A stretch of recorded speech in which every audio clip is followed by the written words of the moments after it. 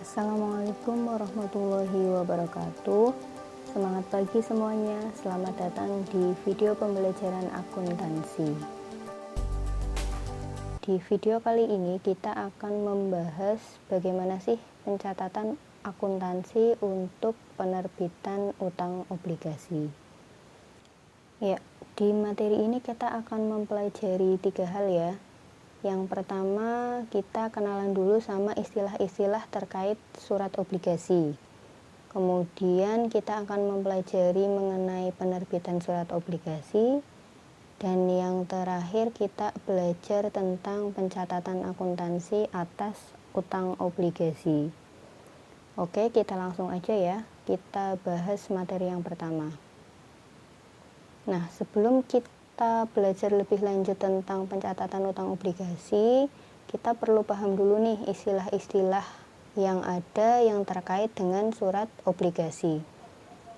Ya, istilah yang pertama ada nilai nominal. Nilai nominal ini merupakan nilai yang tercantum dalam setiap lembar obligasi. Nilai ini juga akan menunjukkan nilai dari utang obligasi yang nantinya harus dilunasi oleh penerbit obligasi. Berikutnya ada harga penerbitan.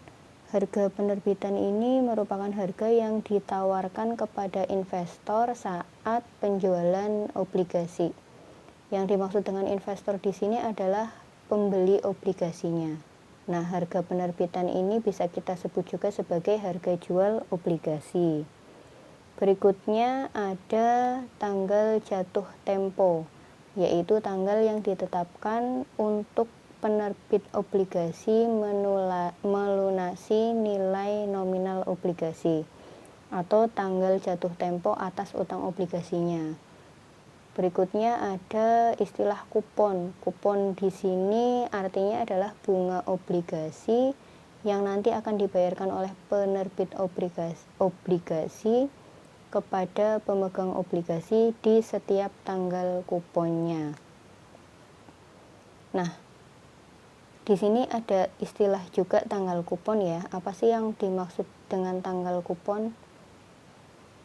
Jadi tanggal kupon ini merupakan tanggal pembayaran obligasi oleh penerbit obligasi kepada pihak pembeli obligasi. Nah, pada umumnya bunga obligasi ini dibayarkan setiap 6 bulan sekali pada tanggal-tanggal tertentu yang memang sudah ditetapkan. Contoh penulisan tanggal kupon ini seperti ini. Ada contoh tanggal kupon dituliskan 1/3 strip 1/9. Ini artinya bunga obligasi akan dibayarkan pada setiap tanggal 1 Maret dan 1 September. Kemudian ada contoh lainnya tanggal kupon 1/4 strip 1/10. Ini artinya bunga obligasi akan dibayarkan setiap tanggal 1 April dan setiap tanggal 1 Oktober. Berikutnya kita bahas mengenai penerbitan obligasi. Seperti yang kita tahu bahwa dalam setiap lembar surat obligasi itu sudah tercantum suatu nilai yang kita sebut sebagai nilai nominal. Nah, nilai nominal ini punya sebutan lain, yaitu nilai pari atau face value. Jadi nanti ketika di soal kalian ketemu dengan istilah nilai pari atau face value tidak perlu bingung ya, karena maksudnya sama dengan nilai nominal. Kemudian untuk penerbitan obligasi ini sendiri, harga jual obligasi itu tidak selalu sama dengan nilai nominalnya. Oleh sebab itu, dalam transaksi penerbitan obligasi bisa kita bedakan menjadi 3, yaitu ada penerbitan obligasi kurs nilai nominal, penerbitan obligasi kurs di atas nilai nominal, dan penerbitan obligasi kurs di bawah nilai nominal. Bedanya gimana sih? Atau bedanya seperti apa sih? Kita bahas satu persatu ya.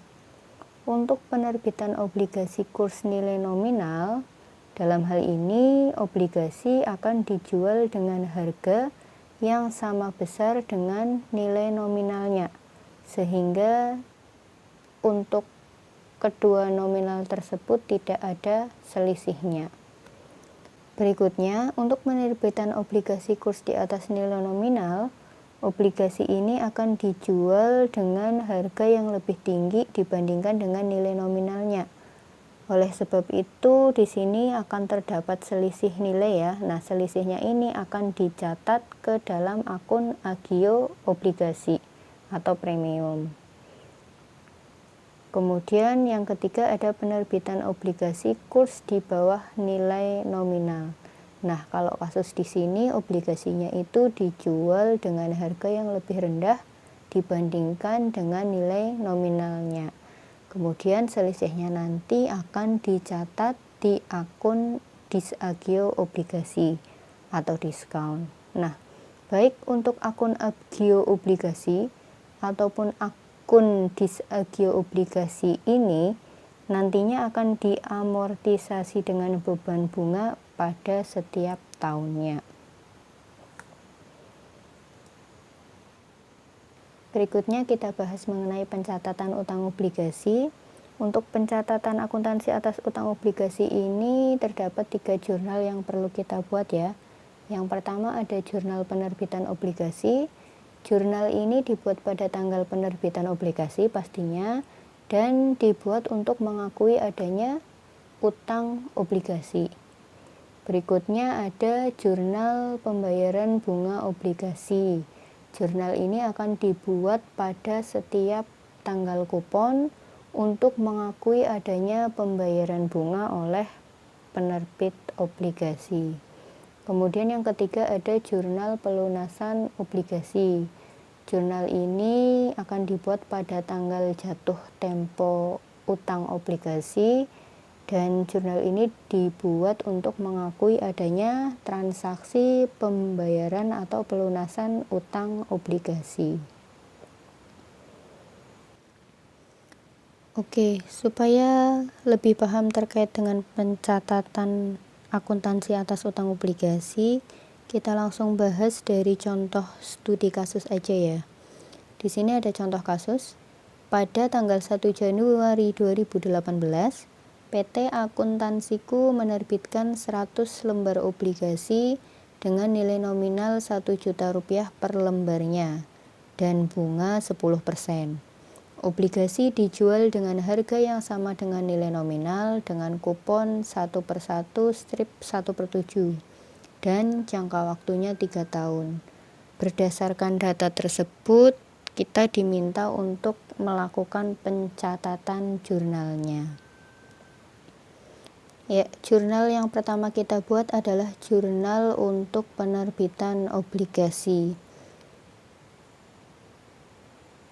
Jurnalnya seperti apa? Pertama, untuk tanggalnya, tanggal penerbitan obligasi adalah tanggal 1 Januari 2018.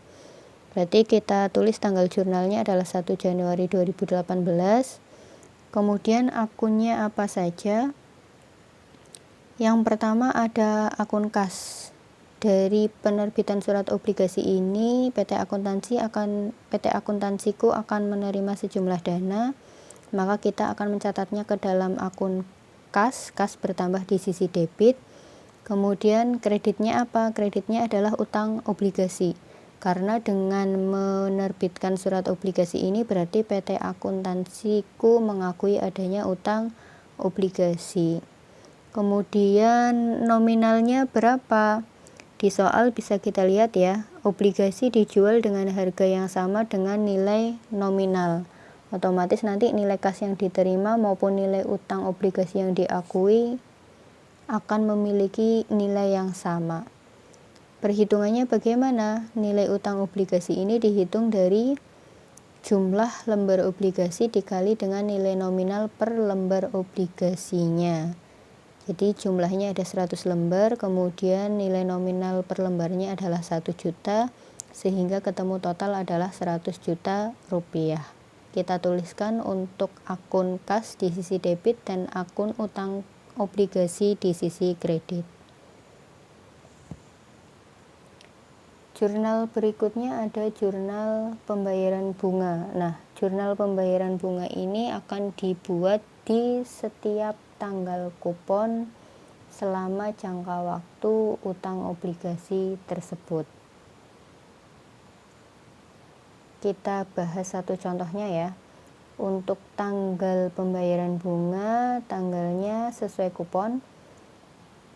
Tanggal kuponnya yang pertama 1/1 berarti tanggal 1 Januari, tetapi di tahun 2018 ini tanggal 1 Januari itu PT Akuntansiku baru saja menerbitkan obligasinya, berarti belum ada periode bunga yang terlampaui. Oleh sebab itu di tanggal 1 Januari tidak dibuat jurnal pembayaran bunga.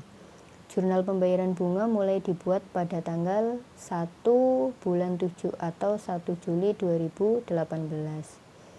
Akunnya apa? Karena kita mengakui adanya beban bunga, maka akun beban bunga bertambah, kita tulis di sisi debit, dan kreditnya adalah kas karena PT Akuntansiku mengeluarkan dana untuk membayar beban bunga.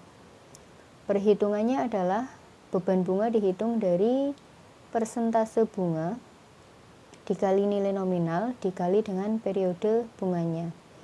Dari soal kita tahu persentase bunga 10%, nilai nominalnya tadi adalah 100 juta, kemudian periode bunganya adalah 6/12 atau 6 bulan. 6 bulan ini dihitung dari tanggal penerbitan sampai tanggal kupon. Jadi dari tanggal 1 Januari sampai dengan tanggal 1 Juli ada 6 bulan. Ketemu total untuk beban bunganya adalah 5 juta rupiah.